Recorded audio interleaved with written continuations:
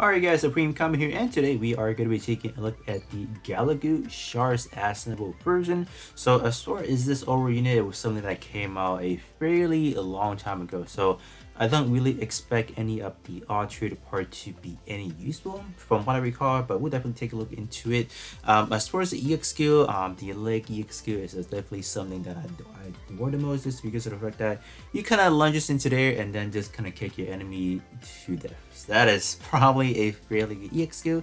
It's just a really good, free to play EX skill to be running, I guess, for melee build. So that's why I do have a little bit of a bias towards it in a way. So that's that. Other than that, let's check out the unit first, and then we'll hop over to the alteration page and see what's going on. So this is how the Gelgoog Char Aznable version. So this is pretty much nothing too different from the original version of it, except for the fact that you do have the commander antenna and you have the Char's signature red color, and that's pretty much it. So we are going to be talking about 8 parts in total. So let's actually get into it and see, are these still any parts that you do want to be farming up for like now, right? Keep that in mind. Like I said again, this one is fairly old as for the alteration. So let's see. So it's gonna start from right here. So let's take a look at the headpiece. Okay, so yeah, the stat is not gonna be that impressive, but you do have Xeon and then Commander. So that's actually, Commander is actually quite a useful portrait to be looking at. So it's gonna be good. And okay, is actually not as bad as I imagined. So these are still pretty good percentage based portraits, so I think we can definitely articulate them to be good, honestly. First portrait, when you have Xeon activated, you are talking about projectile speed boost by 14%. But I mean, like, in terms of the projectile speeds, we don't really have any EX skill within this set that can benefit from that, so that's a little bit unfortunate. But it's a very fun portrait overall.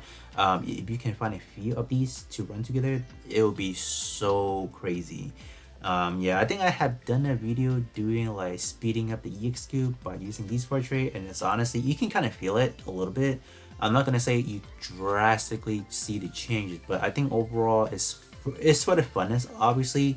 It's just you use different portrait instead of like your generic one, so I think it's pretty cool. So not bad. Secondary portrait, you are getting an EX skill boost. So when you're using late EX skill, that's going to be getting a 30% boosted EX skill boosting, so that's good. So this one a little bit selfish, honestly, but if you are using tons of different late type EX skill, I think this one can definitely be a good substitute for your build overall. So it's not bad.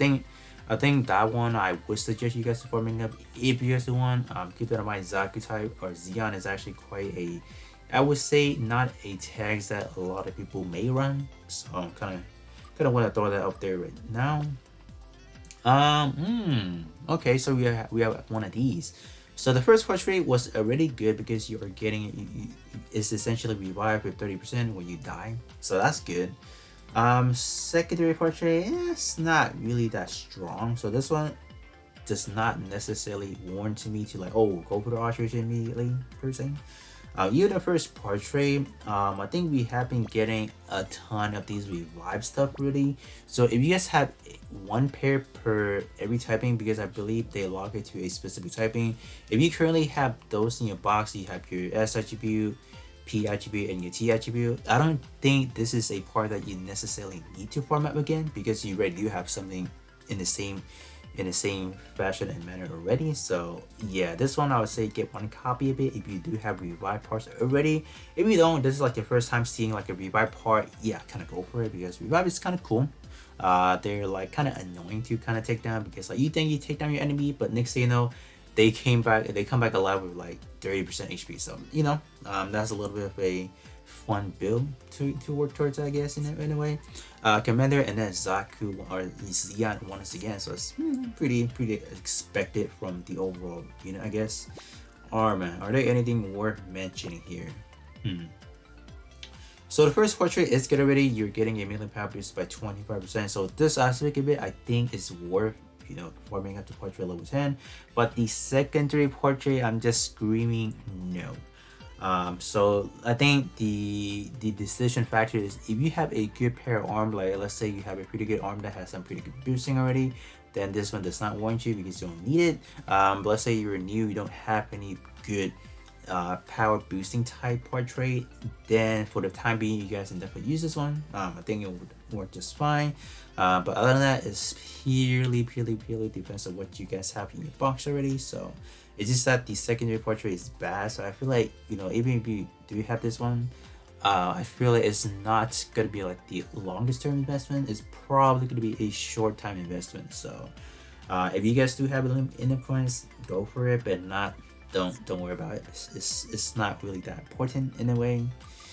Leg part. So leg part, we have the Comet Shot. So this one is pretty much going to be reducing your shots, your opponent's shot attack down by 14%, and also lower enemy melee defense down by 14%.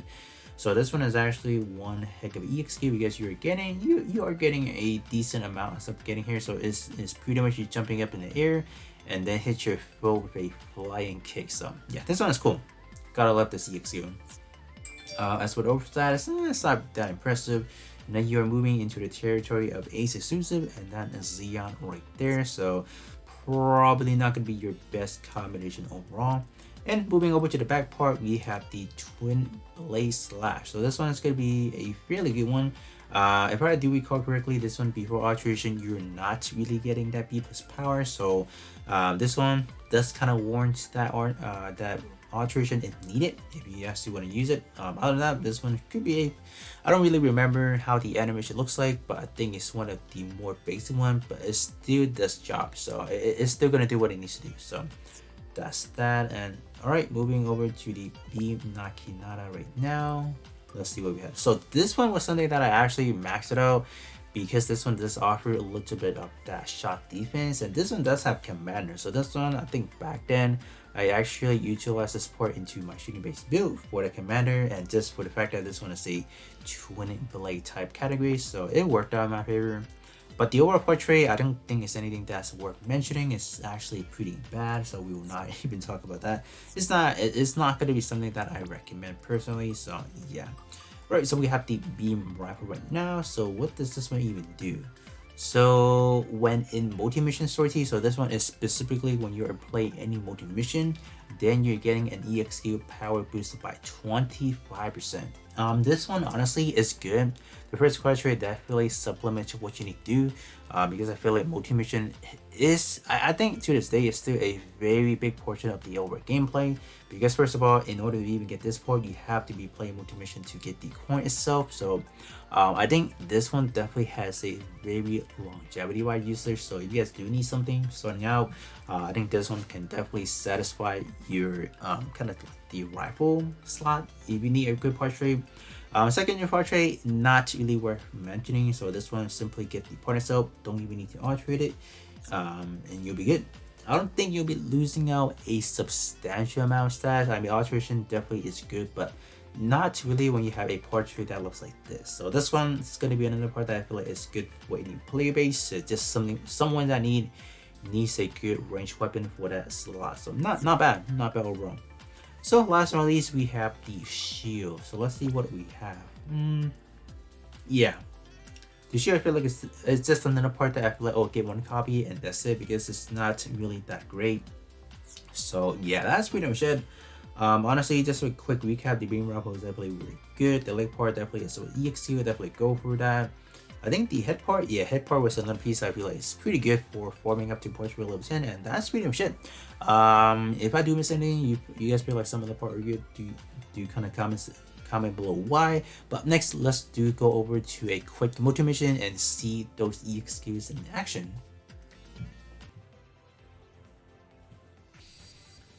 Alright, so it's a multi-mission time. So let's see. So beam rifle is not really that special, and the beam Nakinata is just gonna be like that. So let's try out the leg EXQ. Bob. Did we get multiple enemy? Or oh, we got, you cannot. So this one does not have iframe. Obviously, you guys can see that I got knocked out there, and we were not able to successfully get the Dom as well.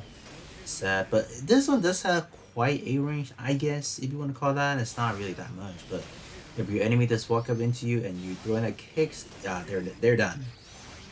Yeah, so it's cool. I kind of like it. You guys can definitely let me know how you guys feel about it. It does have a fairly short radius, so you do kind of want to make sure that your enemy is kind of upon that kick or is pretty much not going to connect. So as for the beam nakinata, the twin blade slash is it's cool. I would say it's not terrible. This could have it just is a usability, I guess, in a way. So let's see. This iframe obviously, so you are bound to get knocked out. So that is definitely something to kind of keep in mind right there, I guess, in a way. So give me, yeah, it just have a short range, honestly. So it's not gonna be like, oh, super good. So I feel like the leg EXQ is probably good, but we keep getting knocked out. Like, are you kidding me? Come on, stop it, darn. Don't, like, come on, dude, are you kidding me? You just can't beat anything with an iframe, honestly. It's bad. I like it, me personally. I do like it, so you guys can definitely let me know. And bam, we're just gonna keep doing this. I don't care. That's good damage. I think we're doing like roughly about. Is it 1 million or only 100,000? It's only 100,000. Yeah, that's kind of low on a cooldown reduction type build. But I mean, like, what can you do? What can you actually do? So let's try this again. One shot it, and you can get multiple if you have like this group of enemy. So I guess in a mob situation, that twin blade slash definitely has its usability. But other than that, that is going to be pretty much it. So pretty much test out both those EXQ. They're definitely pretty fun. Especially the Comet Kick. I think it's just a very iconic EXQ used by Char. It's just a iconic attack, right? So it's not bad overall. So you guys can definitely let me know. As for the Twin Blade Slash, definitely gonna be very good for cleaning up a large group of mob. And other than that, that's gonna be pretty much it for me. And I'll be catching you on the next one.